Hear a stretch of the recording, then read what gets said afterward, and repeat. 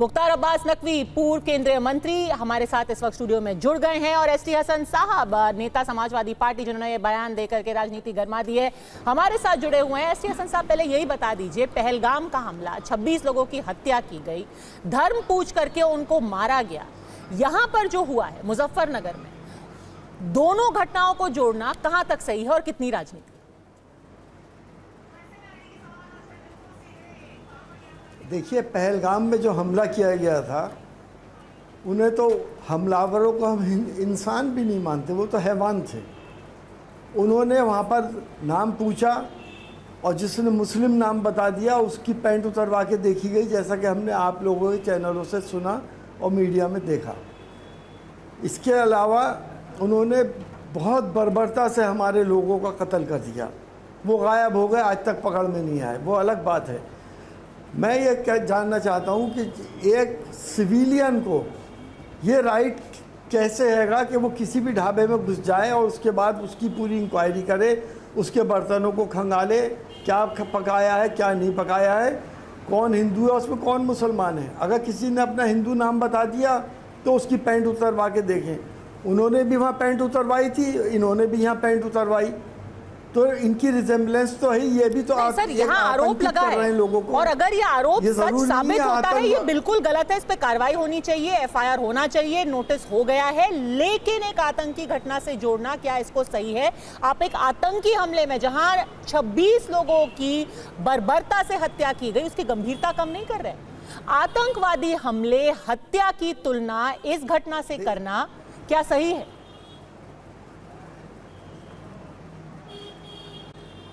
देखिए, आतंकवाद की डेफिनेशन क्या है?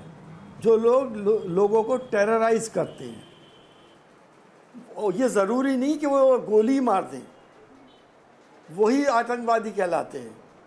चाहे वो ज़बरदस्ती लोगों के घरों में घुस जाएं, ज़बरदस्ती उनसे खाना पीना और बदतमीज़ियाँ करें।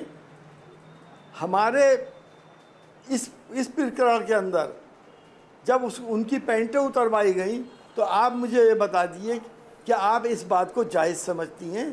नहीं, अगर ये मैटर ऑफ इंक्वायरी है, नहीं, कोई भी सभ्य समाज इसको जायज नहीं समझ, अगर ये बात आती है, जायज तो दूर, इसको एक अपराध माना जाएगा जब ये सिद्ध होगा। इसीलिए पुलिस कार्रवाई कर रही है, करेगी भी। पर लेकिन मुख्तार अब्बास नकवी साहब, क्या इसको हम आतंकवाद कह सकते हैं? क्या ये एक आतंकवादी घटना है? क्योंकि एसटी हसन कह रहे हैं कि आतंकवाद का मतलब यही नहीं कि आप किसी की हत्या कर दे, गोली मार दे। देखिए, मुझे अफसोस के साथ कहना पड़ रहा है कि सांप्रदायिक सियासत का सुल्तान बनने की जो प्रतिस्पर्धा चल रही है, जो कंपटीशन चल रहा है, जो कम्युनलिज्म का चैंपियन बनने का जो कंपटीशन चल रहा है, उसमें जो है वो कई सो कॉल्ड सेकुलरिज्म के सियासी सूरमा कूद पड़े हैं।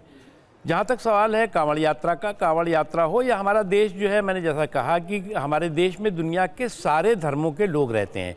हिंदू भी हैं, मुसलमान भी हैं, सिख भी हैं, ईसाई भी हैं, पारसी भी हैं, और सभी दुनिया में जितने धर्म हैं वो धर्म के लोग रहते हैं। और हर धर्म के यहाँ पर पर्व होते हैं, त्यौहार होते हैं, कार्यक्रम होते हैं, और दूसरे के त्योहारों को सब मिलजुल करके उसका सम्मान करते हैं और उसका जो है वो स्वागत करते हैं। लेकिन अफसोस की बात है कि कुछ लोग जो है इसी में अपनी शान समझते हैं कि कांवड़ की यात्रा में हम बिरयानी का बोर्ड लगाकर बैठेंगे।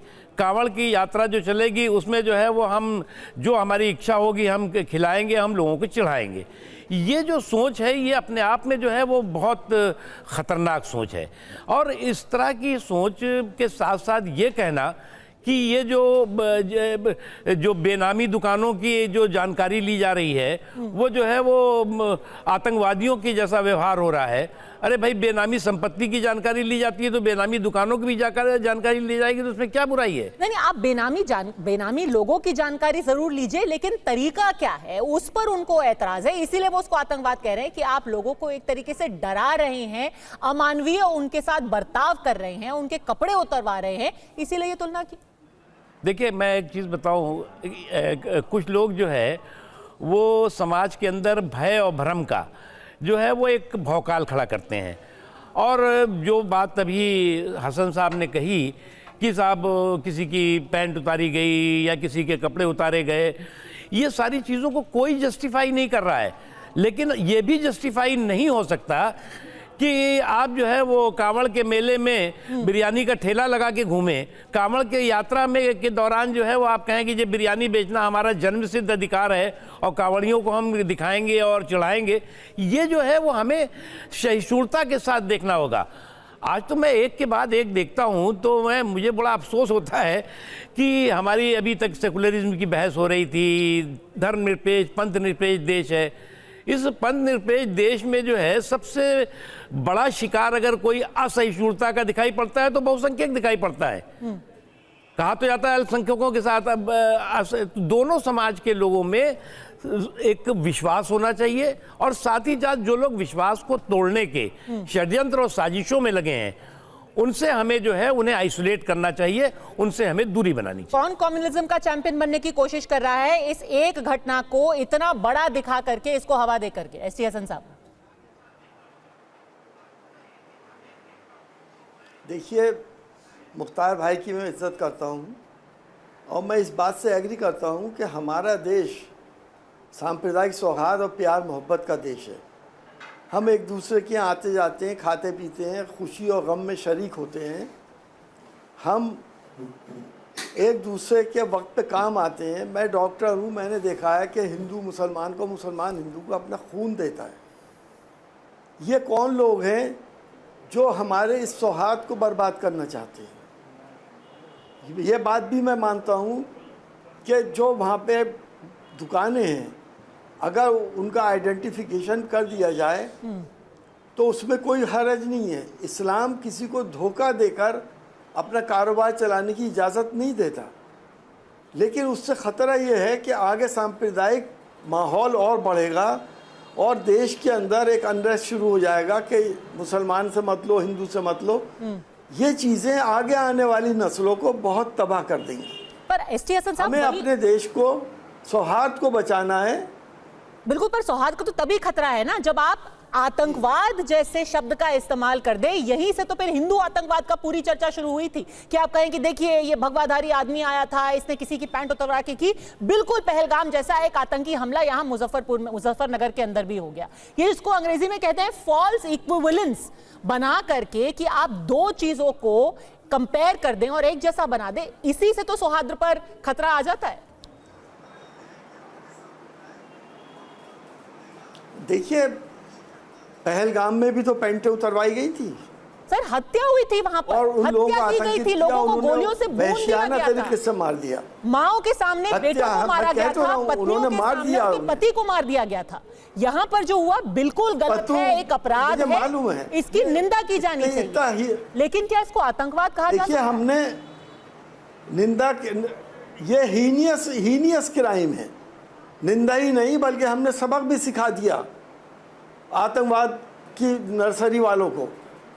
लेकिन अगर हिंदुस्तान के अंदर ये कम्युनिटी के लोगों के साथ ऐसा शुरू हो गया, कोई भी सिविलियन किसी भी ढाबे में घुस जाए, कहीं मुसलमान घुस जाए, कहीं हिंदू घुस जाए, तो देश का क्या हशर होगा? क्या किसी कम्युनिटी मुसलमान कहेगा साहब हम ये देखेंगे कि इसमें गौमूत्र तो नहीं है। मैं एक चीज़ कहूँ, क्या है कि कुछ जो फ्रीलांसर फ्रिंज एलिमेंट्स हैं, जो फ्रीलांसर जो गुंडे बदमाश हैं, वो कभी जो है वो सेकुलरिज्म का चोला और कम्युनलिज्म का झोला लेकर के और समाज के अंदर जो है वो बिखराव और टकराव की षड्यंत्र और साजिशें करते हैं। इसमें कोई एक धर्म से जुड़ा हुआ केवल नहीं है।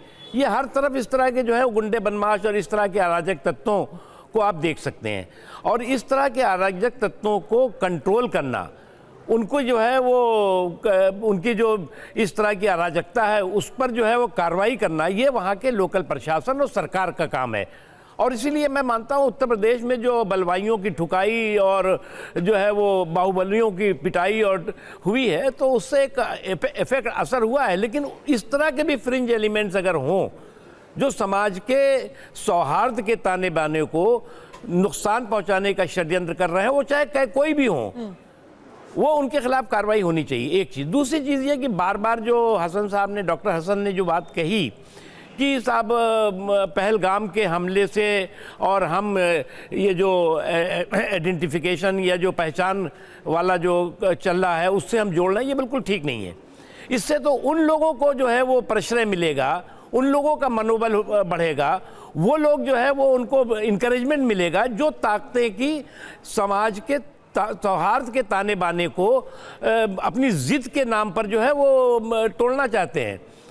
कैसे आप उसको मुकाबला कर सकते हैं कि ये जो है वो आतंकवाद है? अगर वहाँ पे भी किसी ने किया भी, मैं किसने किया क्या किया मैंने वो देखा नहीं है, वो तो एडमिनिस्ट्रेशन और सरकार की जिम्मेदारी है कि उसको इग्नोर ना करे, देखे उसको।